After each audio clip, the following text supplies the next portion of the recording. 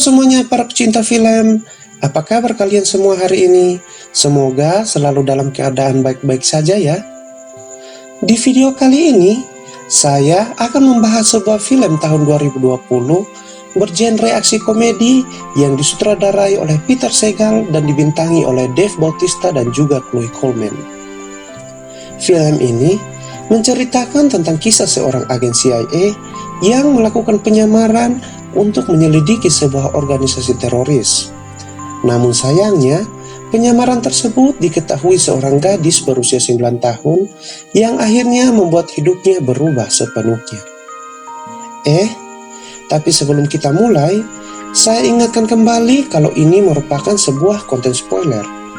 Alangkah lebih baiknya jika menonton film aslinya terlebih dahulu. Tetapi, jika merasa tidak apa-apa dengan konten ini, maka jangan lama-lama lagi. Langsung saja kita mulai film ini yang berjudul My Spy. Film ini dimulai dengan berkumpulnya dua kelompok yang bertemu di dalam sebuah gudang kosong di Rusia dan sementara melakukan transaksi jual beli inti plutonium yang akan digunakan sebagai hulu ledak nuklir. Pada scene ini, kita langsung diperkenalkan dengan tokoh utama kita yang merupakan seorang agen CIA bernama JJ. Dia sementara melakukan penyamaran sebagai teman dari seorang teroris dari Timur Tengah yang bernama Hasan. Hasan berencana akan membeli inti plutonium tersebut untuk digunakannya sebagai bahan peledak. Namun, karena keceplosan menanyakan sebuah pertanyaan yang mencurigakan, akhirnya JJ membongkar penyamarannya sendiri dan membuat misinya itu berantakan. Terjadi adegan baku hantam dan tembak-menembak antara JJ dan kedua belah pihak yang menyebabkan banyak anggota dari kedua belah pihak meninggal dunia. Sedangkan JJ berhasil mengamankan inti plutonium tersebut dan kemudian melarikan diri.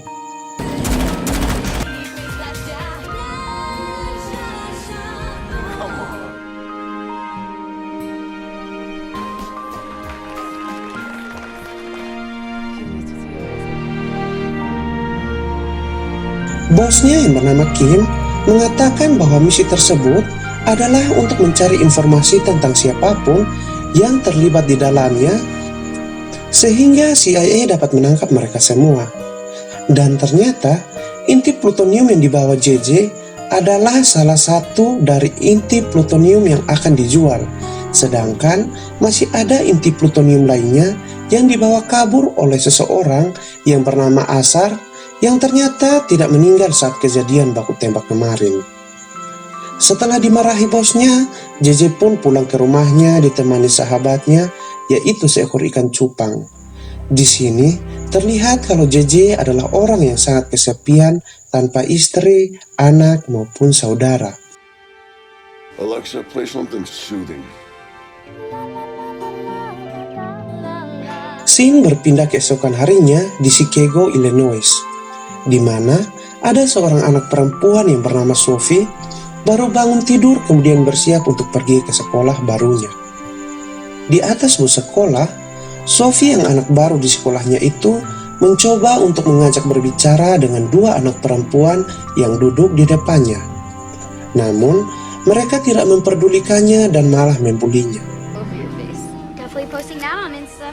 JJ yang sementara rapat bersama anggota CIA lainnya mendapatkan informasi bahwa Hasan yang di awal film tadi bersama JJ bekerja sama dengan seorang mantan pasukan khusus militer bernama Victor Marquez yang sekarang menjadi seorang pedagang senjata ilegal dan telah menciptakan sebuah rencana konstruksi untuk pembuatan miniatur bom nuklir. Ia juga bermaksud untuk menjualnya kepada Hasan, sang teroris dari Timur Tengah itu. CIA juga mendapatkan informasi bahwa pekerjaan pembuatan konstruksi miniatur bom nuklir yang dikerjakan Victor bersama saudaranya yang bernama David harus dibayar dengan nyawa David yang melayang dikarenakan David menyembunyikan rencana pembuatan konstruksi miniatur bom nuklir tersebut, sehingga membuat Victor marah dan membunuhnya. Misi baru pun dijalani oleh para agen CIA, yaitu menemukan Victor sebelum ia menemukan rencana pembuatan konstruksi miniatur bom nuklir tersebut dan menjualnya kepada Azar. Azar merupakan salah satu anggota teroris yang ternyata tidak meninggal saat kejadian baku tembak kemarin. Bos Kim lalu memberi tugas kepada JJ dan seorang operator teknologi bernama Bobby untuk mengawasi keluarga ipar Victor Marquez, lebih persisnya istri dan anak perempuan David yang dibunuh oleh Victor. Bos Kim mencurigai bahwa rencana pembuatan konstruksi miniatur bom nuklir tersebut mungkin dimiliki oleh istri David yang bernama Kate Vale dan putri mereka Sophie yang baru pindah dari Prancis kembali ke Chicago setelah kematian David. Singkat cerita, JJ dan Bobby pindah ke gedung tempat Kate dan Sophie tinggal dan mengatur pengawasan mereka. Mereka membobol masuk ke dalam rumah Sophie dan mulai memasang alat penyerap suara serta kamera pengintai saat ibu Sophie pergi bekerja.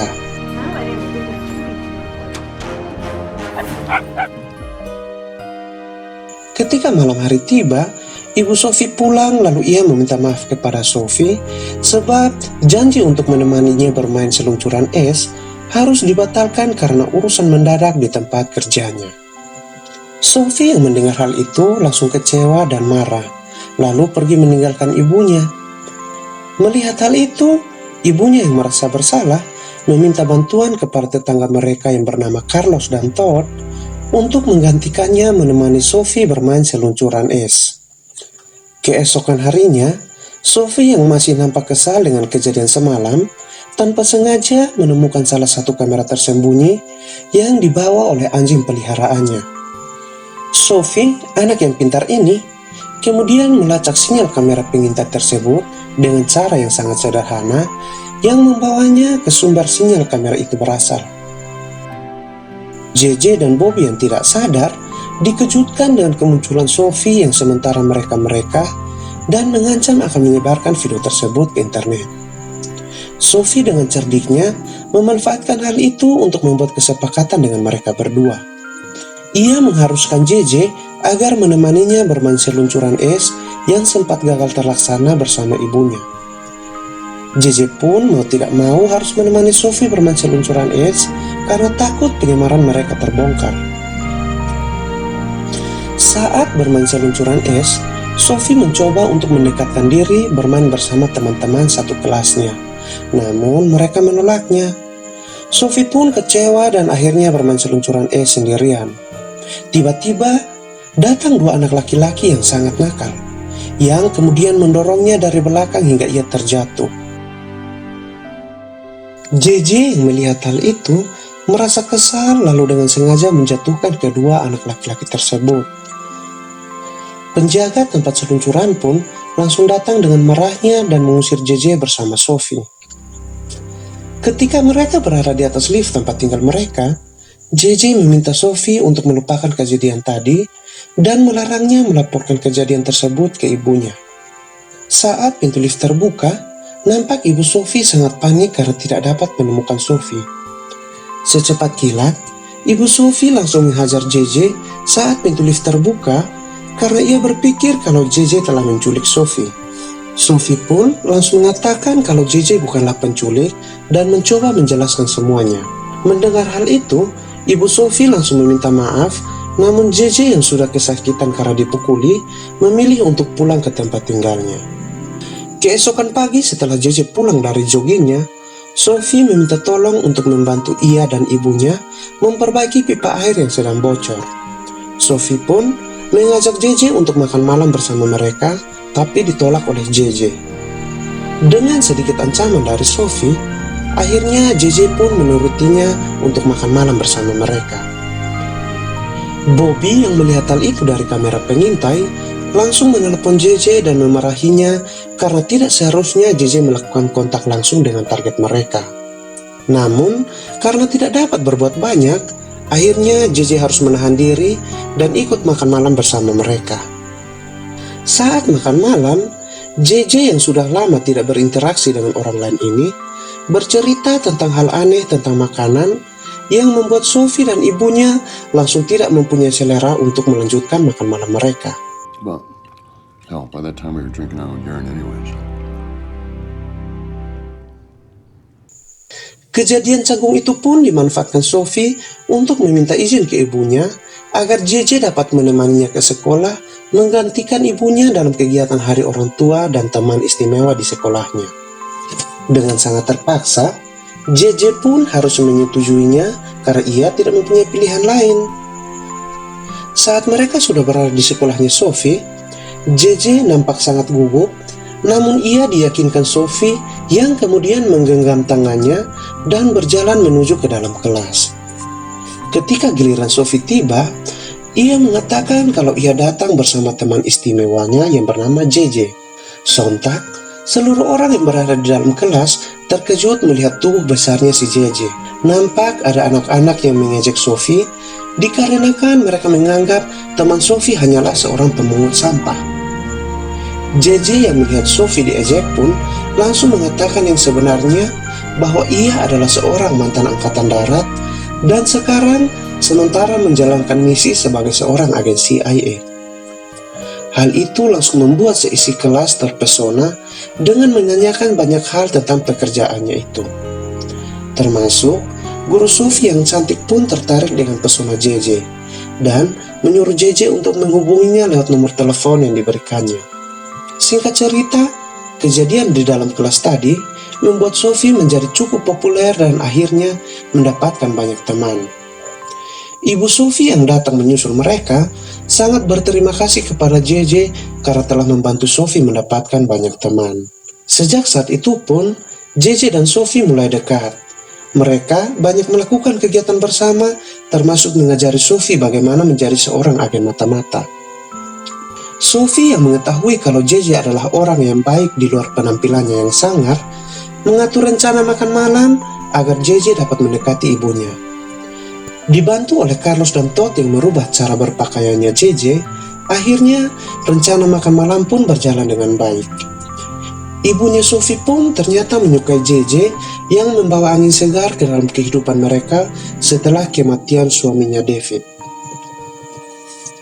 Di lain sisi, Victor telah mengetahui keberadaan rencana konstruksi untuk pembuatan miniatur bom nuklir yang disembunyikan ayahnya Sophie dan pergi menemui Asar, orang yang sebelumnya berhasil membawa lari sebagian inti plutonium.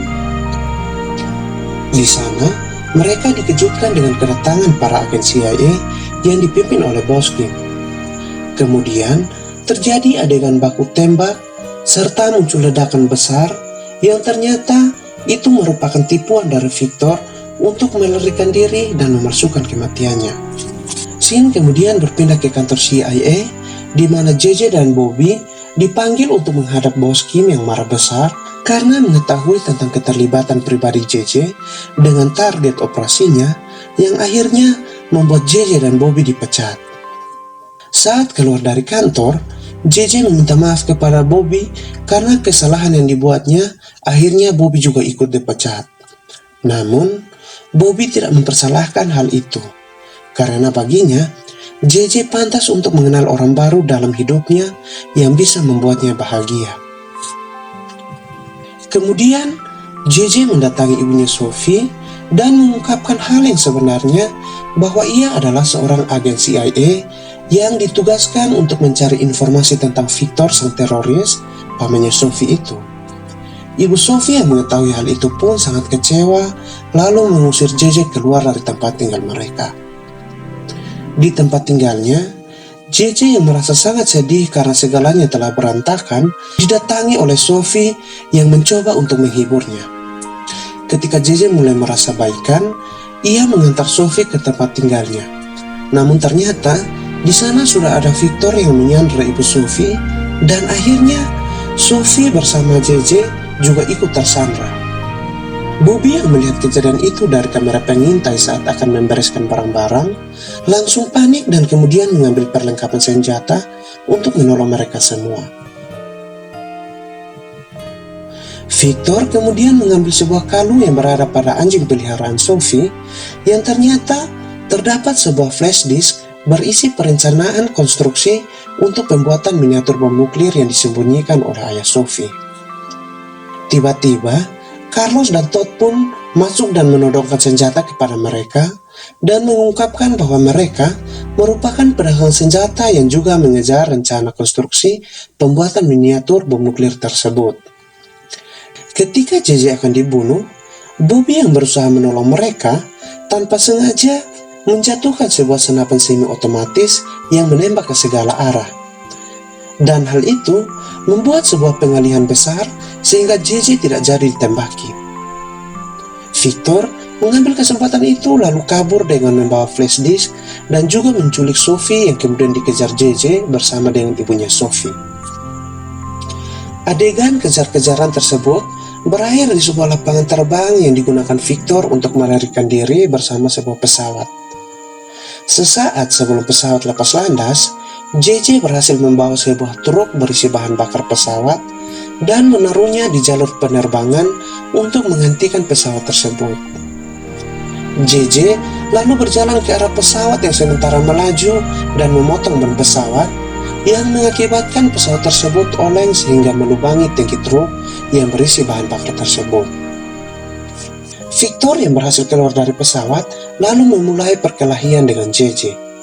Tanpa mereka sadari, pesawat tersebut mulai kehilangan arah dan berjalan menuju ke tepi jurang landasan pesawat dengan Sophie yang masih berada di dalamnya. JJ dengan cepat langsung menolong Sophie setelah memukul pingsan Victor dan juga membawa flash disk bersama Sophie keluar dari pesawat tersebut. Saat JJ berhasil menolong Sophie, ternyata Victor sudah kembali sadar dari pingsannya dan menodongkan senjata ke arah mereka berdua. Tapi tiba-tiba, dari belakang ibu Sophie memukulnya jatuh ke sebuah pagar yang terikat ke badan pesawat. Sontak, JJ langsung mendorong pesawat itu yang kemudian jatuh ke dasar tebing sehingga membuat Victor meninggal dunia. Mereka pun pergi dari tempat itu dengan cara keren yang menjadi impian Sophie selama ini. Akhir scene memperlihatkan JJ bersama Bobby yang kembali ke kantor mereka dan mendapatkan pekerjaan mereka kembali. Serta JJ kemudian hidup bahagia bersama Sophie dan ibunya selamanya.